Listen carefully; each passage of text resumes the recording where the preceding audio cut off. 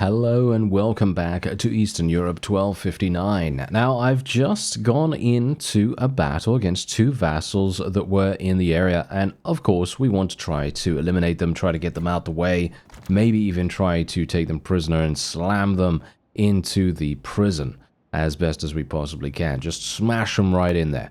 Anyway, what I wanted to actually mention is that there was a tip on the loading screen. Well, not really a tip, more of a warning, really. And the warning was, beware of the Mongol hordes. And I'm now thinking to myself, okay, wait a minute. Is there actually going to be an invasion? I don't know. I'm not sure if that is an upcoming feature in the mod or whether it is actually already implemented.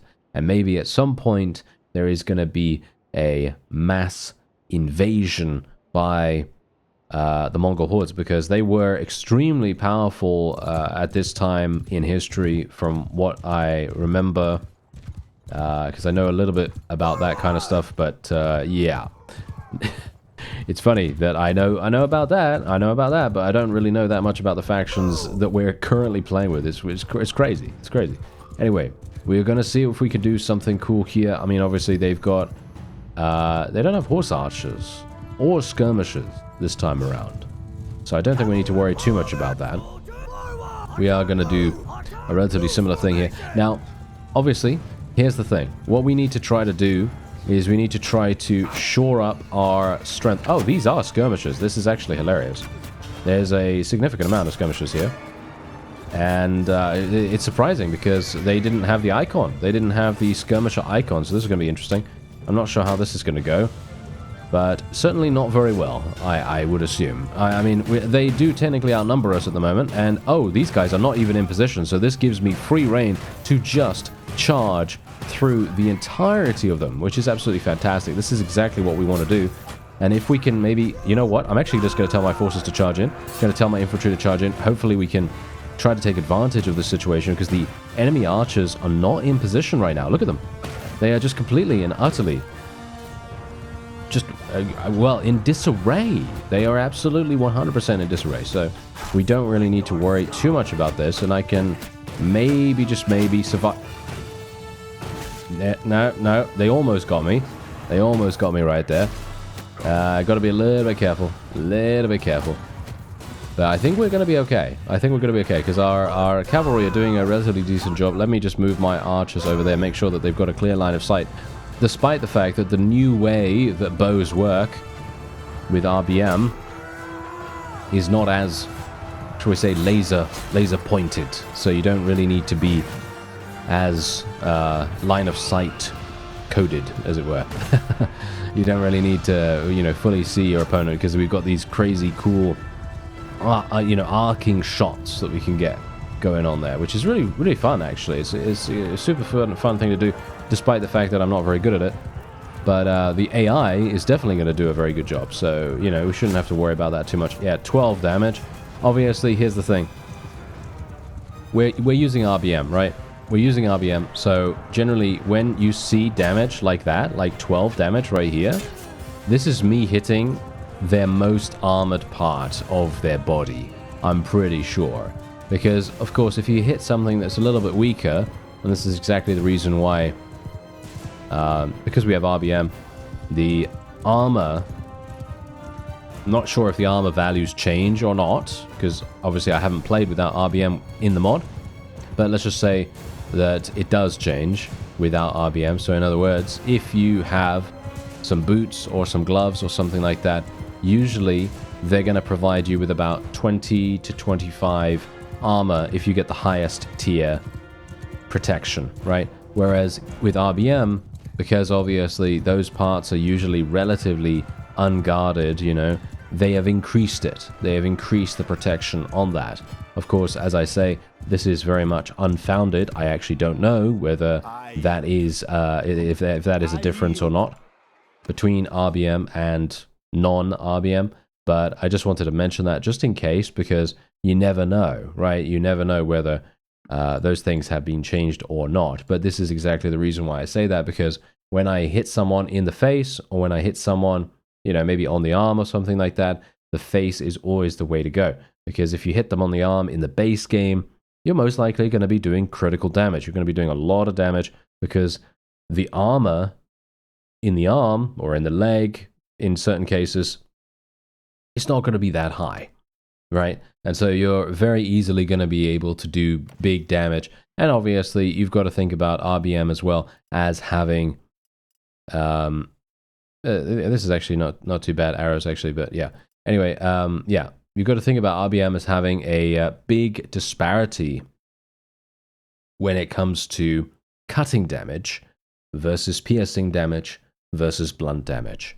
Those things are all going to make a significant amount of difference because that's how RBM works. You know, you're trying to leverage the shall we say rock paper scissors system that it's kind of got going on there, despite the fact that cutting damage, you know, as we know, is the most shall we say prevalent. It's the most prevalent type of damage that you're going to see, right? It's the most type of damage you're going to see in comparison to, you know, piercing damage or anything like that. Yeah, sure. You can use a... I'm just going to donate all of this to experience. Thank you very much. Because we obviously leveled up our quartermaster in the previous episode. But yeah.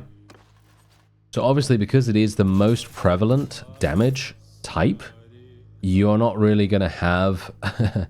you know, you're not really going to have the same kind of experience as if you were attempting to find like a blunt weapon or something along those lines. Because a blunt weapon is, you know, in my opinion, my preference. I personally like using the blunt weapons more.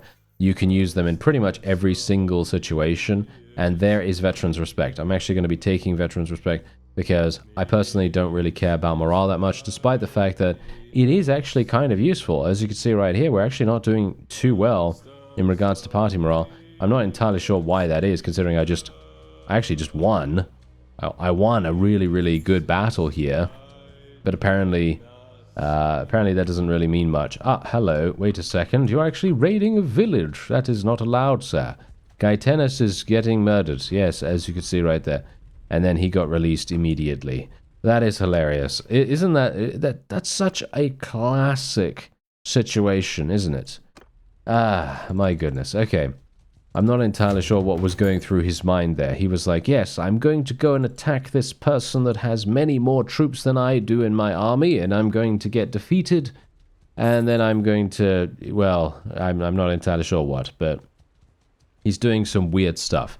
Oh yeah, and by the way, I believe they actually awarded me, yes, they awarded me this castle, which I am not a big fan of, I've got to say. Now, the main reason why I'm not a big fan of that is because in this mod, as you may or may not know, it is a lot more realistic, and as a result, castles can defect, or shall we say they can rebel against you.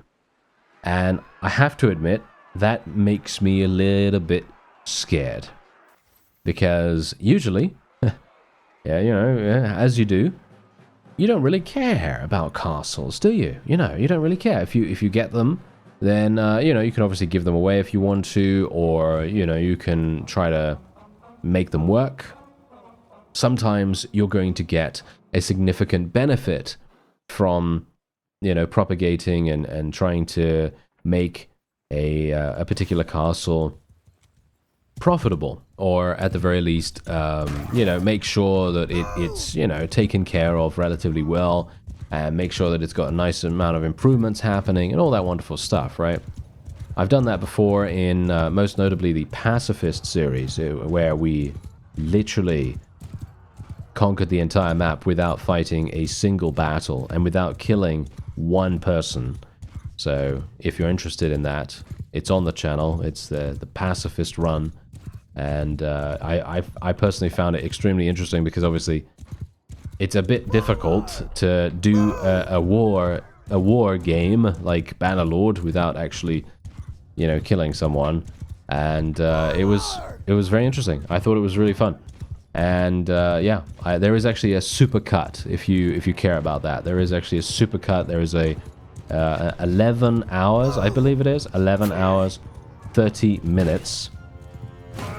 And it's on the channel. It's literally one video. You can literally watch that right now in one video. And it's all the all the things that happened in that. And it was, yeah, that took a while. That took a while, didn't it?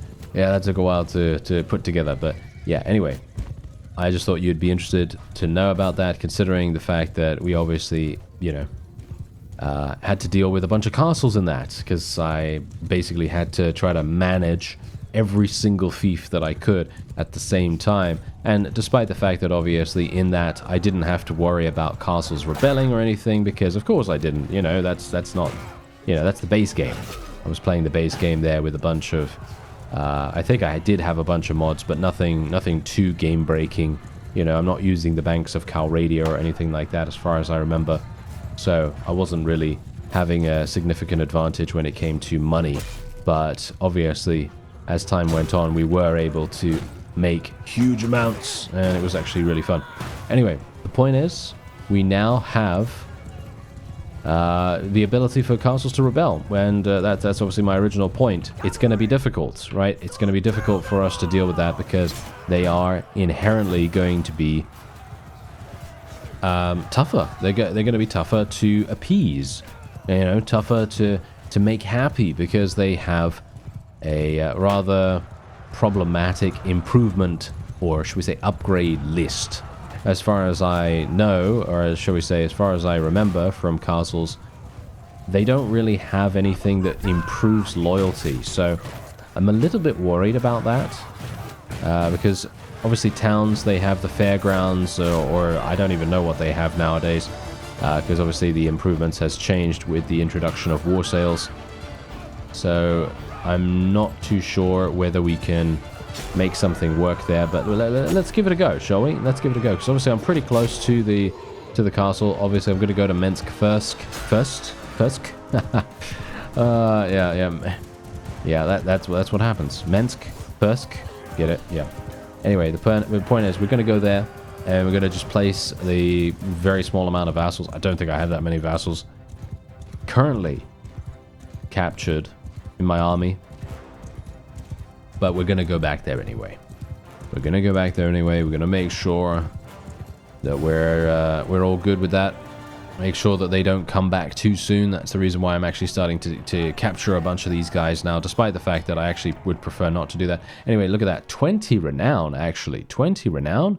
Very, very good. I like that. I like getting 20 renown. That's all I can say. That's really nice. We're also getting a pretty decent amount of influence as well. Obviously, bear in mind that I will try, if I can, and this is something that someone mentioned, and this is a very interesting statistic, but basically what they said was, we need 5 times, if it's realistic, right, which is obviously what the mod is going for here, we need 5 times the amount of troops that the garrison has, if we are going to have a decent shot, shall we say, of being able to achieve victory. So I am actually gobsmacked by this. I was like, wow, okay, that's pretty crazy. Not sure how we're going to do that. Here we go. Your old Lithuanian troops ask if they can take charge of the burial of the old Lithuanian in the enemy's ranks, declaring that they feel a duty to their kin, even if they fought in a bad cause. Well, grant the request, as there is no shame in honoring a valiant foe. And we're going to increase morale by 10. I mean, at this point, increasing morale is actually pretty good. I mean, because I don't have maximum morale, which is quite surprising, considering we're winning most battles. But obviously, we did actually have to... Yeah, look at that guy. He actually managed to escape just before we got to the dungeon. I don't think I have anyone else. Yes, I have this guy, so I guess I can put him in there, but it's very, very highly likely that he'll just manage to escape. As you do, you know, they do tend to escape quite often, so it's kind of unfortunate. But yeah, hopefully the barracks will be done relatively soon. Let's get some of these tier 2s up and running as well. Make sure that they're going to be getting worked on as soon as possible. And we are... Yeah, we're going to go back to the go back to the castle, see what kinds of upgrades that we have available there, because I am a little bit suspicious that there isn't going to be anything that helps us with loyalty. So we may in fact have to... I'm moving extremely slowly for some reason. Why am I moving so slowly? I have a massive herding deficit. Okay, why? What is happening with the herding? Do we have way too many... We have 331 horses. Why? Why do I have so many horses? It must be from all the people we're fighting. All right, well, yeah, that just goes to show. How long have I had that many horses? And that guy managed to escape from Minsk. As you can see, it makes no difference whatsoever if we put him in our party or not. I don't actually have keen sight or mounted patrols as perks, unfortunately. So if I did, we would be very, very easily capable of removing that. Or should we say removing any possibility of them escaping. But yeah, anyway, we're just going to remove as much as we possibly can here. There we go. Wow, yeah. More? Really? You really want more? I don't really want to get rid of that many, but I guess I will. Do we have a huge amount of, like, chickens and stuff? No, we don't. Lots of flax, though, as you can see right there. Lots of flax, lots of hardwood. Obviously, I'm not going to be using that. Loads of trade goods. Look at this. We're literally getting 105,000 just from this random stuff that I'm selling, despite the fact that I am obviously selling quite a few horses. A very significant amount, actually. Let's get some butter and cheese and meat and so on and so forth, just to make sure that our steward is leveling up just a little bit. If they still have any capacity to do so. Maybe they don't. Yeah, so we have 0.05 herding problems now, so I think we should be fine. Can I actually... yeah, I'm gonna sell some of these. Does this actually help? Yeah, okay, wait. There we go. Okay, so if I have 95, I think that should be... Yeah, that's absolutely fine. Okay, 107. So 107,000. We're now moving at 2.7, which is really, really nice. Now, look at this. Look at it. Night and day. Look at it. Oh, so nice. We're moving very, very quickly now. So we really don't have to worry about getting ourselves completely and utterly destroyed by a massive army that comes out of nowhere. All right, so let's manage this. Let's see. Okay, so we got this guy. He is our governor. He has automatically been appointed. And as you can see, the loyalty does seem to be drifting a little bit. But here's the thing.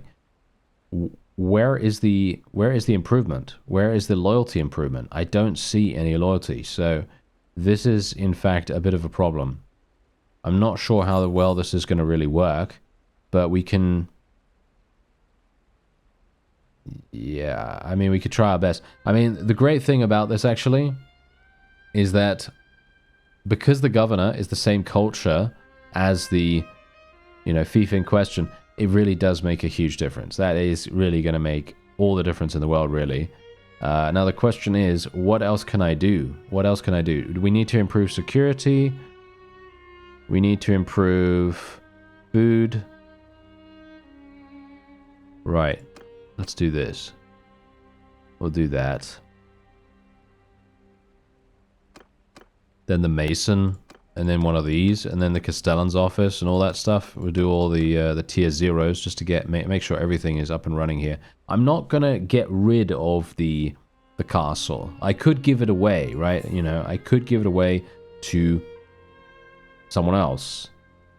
But at the moment, I feel like we're not doing too badly. Okay, so it's time for us to go into 2 more vassals. We're going to get inside them really, really hard here. And we're going to try to be very aggressive.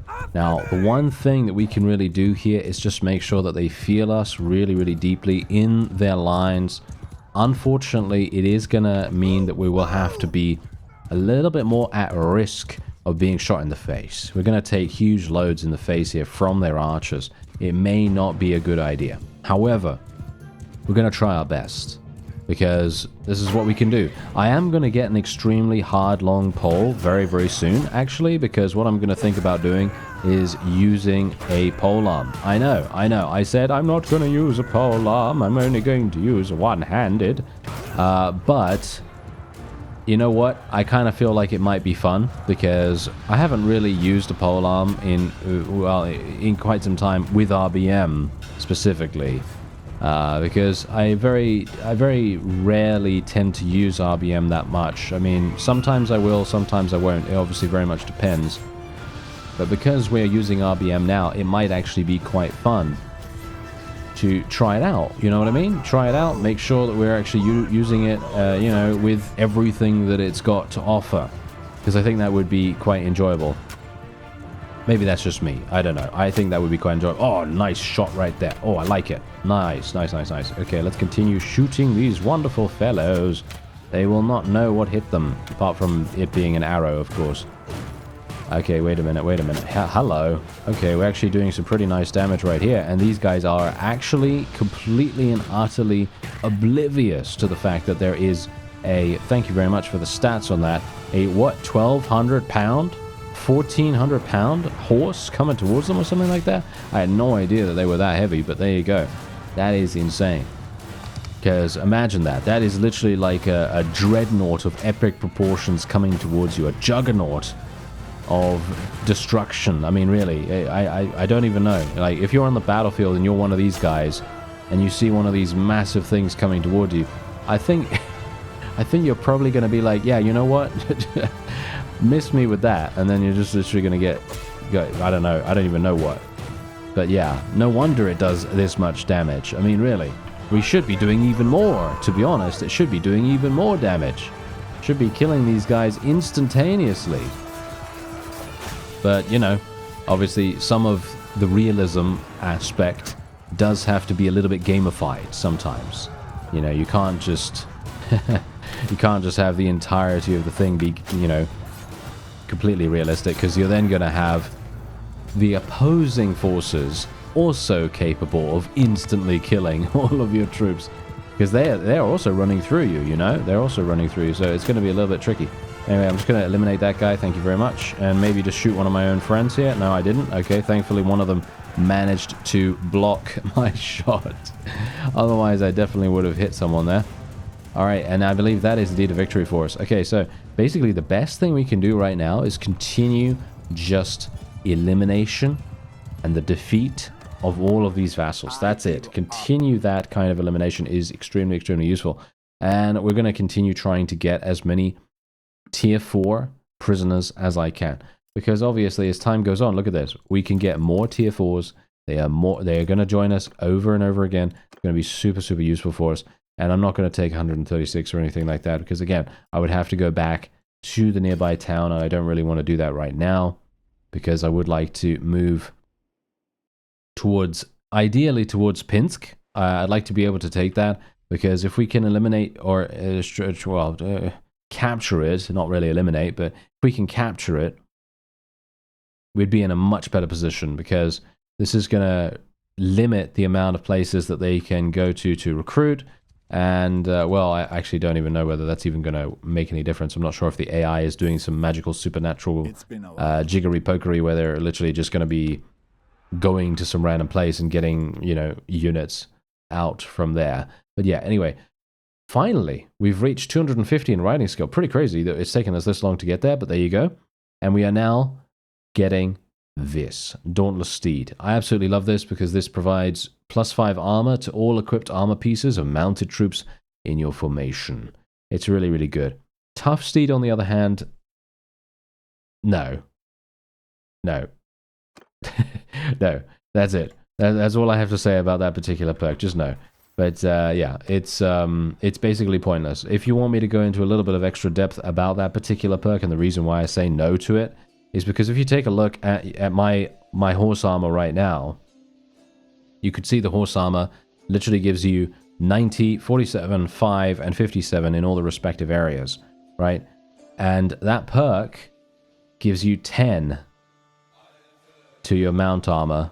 It obviously also gives you 20% increase to most of your mount armor as well, but that is also negligible in comparison to, what is it, +5 whatever armor, or +10 armor, or whatever it is from Dauntless Steed. Is it +10? No, it's +5, yeah. So that's just fundamentally so much better than anything you're going to get for the horse, because have you seen my horse actually die? Sometimes, but yeah, I'd rather keep my forces alive than the horses. Forces rather than horses, yes indeed. You know, it just makes much more sense from a should I say use case scenario, because let's face it, who's actually, well, you know, never mind. I was gonna say, who's killing the most on the field here? And I was going to say, oh yeah, actually, it is indeed the horses. The horses are the things that are actually killing the most, which is quite funny. Because, you know, I'm used to making this argument when we're playing the base game, and I'm like, oh yeah, there's 5 damage from our horse charging into the opponent, and we're like, oh yeah, that's great, you know. But with RBM, it's completely different, obviously, and yeah. It's actually that the horses are very effective now, so it's hilarious. Oh well, never mind. Okay, so let's move our infantry and archers over here, and oh, the enemy has gone onto this extremely steep hilltop here. Very, very clever of them to do so. That's actually extremely clever.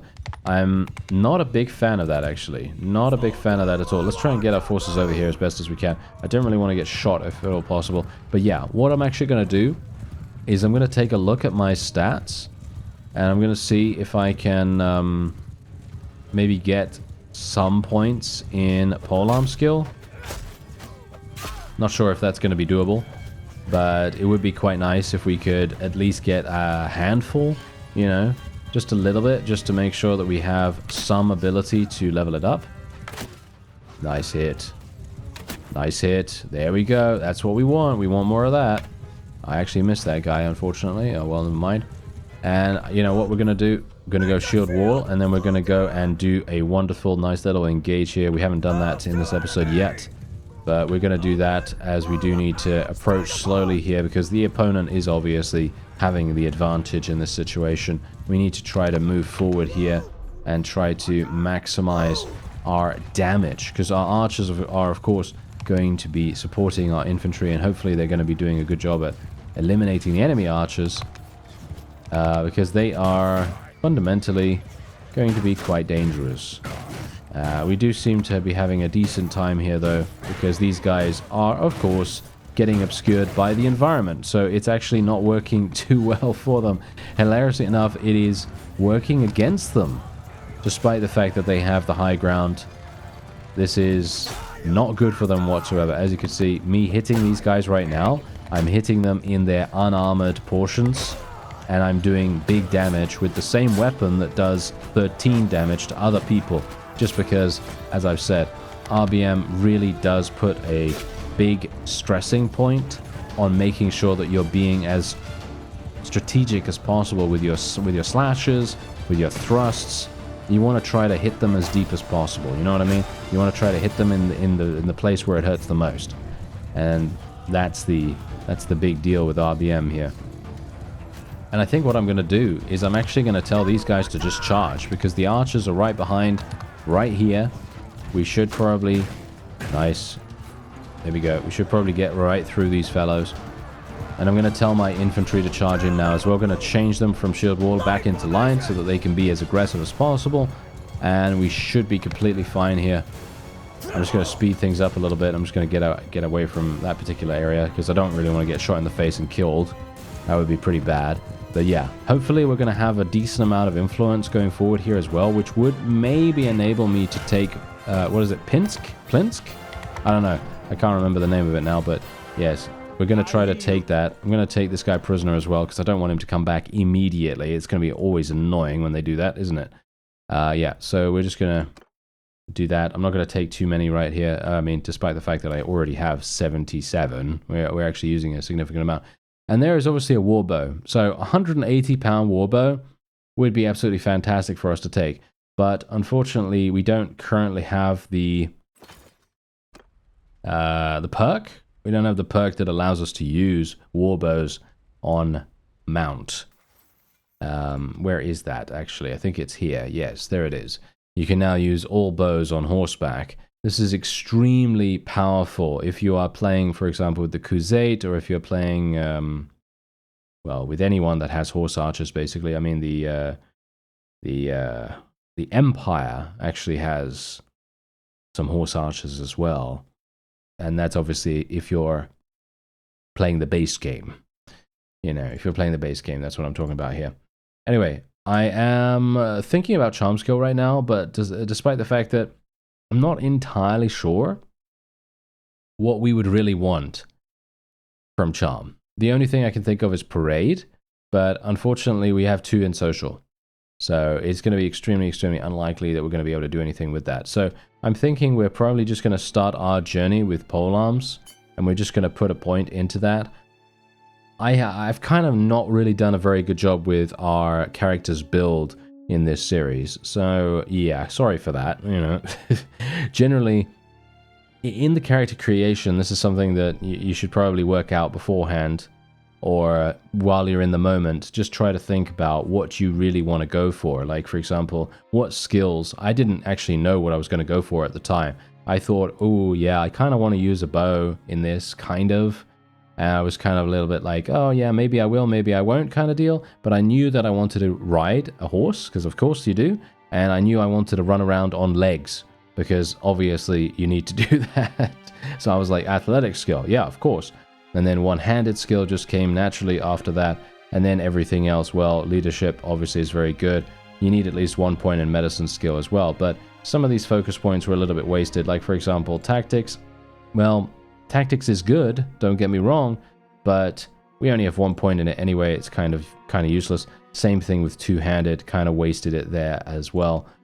So 2 focus points could have been placed elsewhere. Same thing with maybe charm skill too, because despite the fact that, yeah, firebrand is okay, doesn't really do much. You know, it doesn't really do much. It's not really giving me that much value whatsoever. Same thing with engineering skill, actually. So yeah. There are a couple of things there that I would have done differently if I would make my character again. This guy, wow, there are so many people coming from this area over here. I'm actually surprised that they are still able to field such large amounts of troops. But yeah, there you go. That's apparently exactly what's happening here. Okay, so she's the medic right here. Let's take a look. Pristine streets is what we're going to take. Because plus 20% party healing rate while waiting in towns. That is just insanely good. It really is. That is really, really nice. Okay, so the question is, do we have any way that we can capture this particular castle? They have 572. That's not even that much, really. And this guy's running in there? I'm actually kind of surprised that he's running in there. Can we get him to come out? We might be able to. This is also one of those things that I would love to have, like an ambush thing. I mean, yeah, you can kind of do that with Forbury, I suppose, to a certain degree. I'm gonna have to run by this again, and I'm gonna take damage. That's kind of annoying. Yeah. Oh well, never mind. We're having a herding problem again. Yeah, no, we're just actually moving slowly because we're going through the swamp or something. But yeah, technically what I could do is I could go here and raid this village. It would be 166 militia that I'd have to deal with though, which is quite significant. However, this village is providing them with a significant amount of money. So if we would be able to eliminate them, or at the very least if we were able to raid the village, I think we might have a good shot. Should I try to force the peasants to give us goods? I think we'll do that. And I could go in for the auto-resolve here, but the problem is, if I go for the auto-resolve here, we're more than likely going to end up losing about 20 of our own troops. So let's see what happens, because obviously if we go in for the manual, we could lose 20 troops. You know, it very much depends on how things are going to go for us. Hopefully it's not going to crash. It's taking quite a while to compile the shaders for this particular village. So I'm a bit worried about that, but hopefully it won't crash. No. The mod is actually quite stable, surprisingly enough. Not because, you know, of any particular reason, but normally mods of this scale that, you know, actually change all the troop trees, the total conversions, have a bunch of sub-mods integrated into it. Usually there's a little bit of instability as a result of that. But I've very rarely crashed. I think I've had like, what, 3 crashes total so far, which is pretty much nothing. If you think about it, you know, how many hours we've played this already. Quite staggering. It just goes to show, you know, that a testament to the modding community in general. They have done such a great job with this. Okay, so let's have a look. They've got 81... Oh dear, yes, 81 archers. Oh no. That is very bad.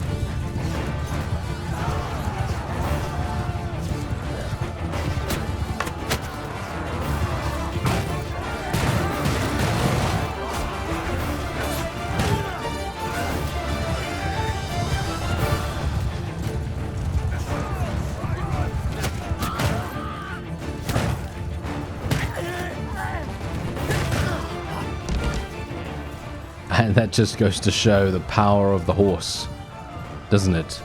Yeah. That's pretty crazy. Okay, yeah, so look at that. We ended up losing one person. A single person, because we were just hyper-aggressive about this. I didn't even tell my infantry to charge in until halfway through our initial assault. And I think that actually made a huge difference because the enemy's infantry weren't really sure what they were doing. You know, they were kind of like, oh, should we engage the cavalry? Which is exactly what I kind of wanted them to do. I wanted them to kind of be split a little bit between the two, because I knew for a fact that obviously we've seen this time and time again, that our own cavalry were going to be following us, and I was going to try to keep them as unpredictable as possible, despite the fact that obviously pretty much you know what I'm going to do, but the opponent doesn't, hopefully. And so, you know, they don't know that we're just going to charge through their archers over and over again. But, indeed, look at what happened. Their infantry had no idea. Their infantry was like, oh, should I, you know, go and attack these cavalry? Should I attack the enemy's infantry? You know, it was great. They really, really did a fantastic job of not really knowing what was going on. So, I love that. Anyway, here we go. They're going to bring out whatever they have, which is basically nothing. I'm not even going to bother taking the hog, I don't think. And we are going to now raid the village. And yeah, it's not going to take us that long at all. Thank you very much. Okay, there it is. Nice. That's also a tip that someone gave me in the comments. I do appreciate that because you can just tell that I literally don't raid villages. I'm one of those people that just does not raid villages that much because most of the time it isn't really that useful for me personally. Now, let's see. There is another village over here. Hilariously enough, I'd love to just ask. I'd love to just ask if there are some people nearby. You know what I mean? Like, just go into the notable and be like, hello there, sir. Could you tell me if there are any other villagers in the area? And, yeah, they don't really allow me to do that. Oh, hello. Are you actually wanting to fight us? This is very interesting. Isn't this guy, haven't I faced this fellow so many times? It could very well be that I have faced this guy a huge amount of times. Okay, so what I'm actually going to do, first of all, is we're just going to go to the party. Oh, I can't do that while I'm in an encounter? Okay. I don't know why there's that limitation, but alright, okay. Yeah, that's a base game thing, of course. Okay, so, yeah. We're going to try to get a party of Guy Tennis, because he's probably available again. Hopefully he's available again, and we'll be able to speak to him and just say, hey, just go and get some recruits and go on your merry way and try to, you know, make something of yourself. Because I don't really have time to give him troops at the moment, so we're just going to try and see if we can maybe get him to do something useful. Because I have seen multiple times in the past, there are some insanely cool things that you can do with parties, despite the fact that you may have heard me over the years. If you've, you know, seen some of my other series, then you'll know I don't really have a particularly high opinion of parties in general, because the AI is, well, as we've seen in this very episode, they're not that clever when it comes to who they're going to engage. They tend to be a little bit overzealous. Let's just say that. A little bit too eager. And so what they tend to do is just go into fights that they actually cannot win, and they end up getting themselves taken prisoner, which does tend to happen quite often. So that's the main thing. But yeah, apart from that, they do have some very cool things that they can actually do if you get a little bit lucky with where they go and what they decide to, you know, participate in, because a lot of the time parties can do some crazy cool things, like they can go and attack bandits, they can attack a huge amount of bandits, they can attack a significant amount of vassals as well, if they just so happen to pick on the right vassal where they're not going to be eliminated instantly. If they're not eliminated instantly, they're going to have an opportunity to take those people prisoner and then sell them. And selling them results in you gaining a massive amount of cash. And it will literally send that cash to you. They will sell the prisoners at a nearby tavern, and they'll give you a massive lump sum. And I've seen that time and time again where they have done that, and I've been like, wait a minute, where did that money come from? And then I immediately look at my budget down in the bottom, you know, toolbar, you know, the little, what is it now? The little display, I guess, of the amount of money that we have, and I'm like, wait a minute, where did this 12,000 just come from? And boom, you know, it's a party. It's a party giving that to us, not a caravan or anything like that, despite caravans being pretty good, by the way. But yeah, it was a party that would give us that amount of cash, and that just goes to show. It really makes a huge difference. Anyway, we are going to, yeah, I don't know whether I'm going to take anyone. I mean, you can see here that we're maxed out once again. I have 20 spaces. I'd rather have the 20 spaces, to be honest, because at the moment I feel like there could be a possibility of a massive army coming along at some point in the near future. Now the question is, do I want to use one of these weapons? Not really, if I'm honest. Because they're going to be really annoying. They're going to be really, really annoying, in my opinion, to work with. But we're going to try it out, okay? I'm going to try it out instead of my one-handed. I have to have a shield, don't I?